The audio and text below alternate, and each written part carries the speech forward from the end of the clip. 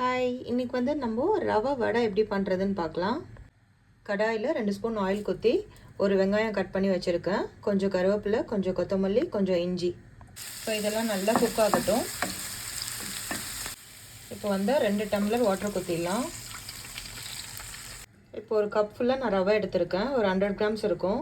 இது நல்லா பாயில் ஆனோடனே நம்ம ரவையை போட்டுடலாம். இப்போ நான் ரவை போட்டேன். 2 ஸ்பூன் சால்ட் போட்டிருக்கேன். இது நல்லா சிம்மில் வச்சு நல்லா குக் ஆகட்டும். நான் காட்டுறேன்.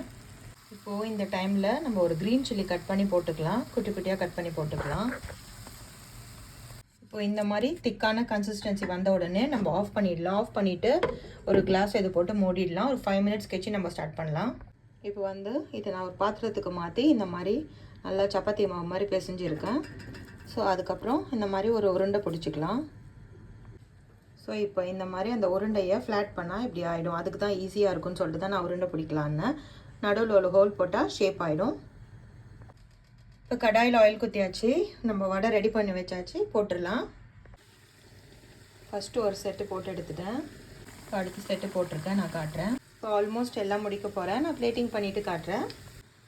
வாவ், யம்மியான ரவா வடை ரெடி. சூப்பராக வந்திருக்கு, கிறிஸ்பியாக. நீங்களும் ட்ரை பண்ணுங்கள். தேங்க்யூ.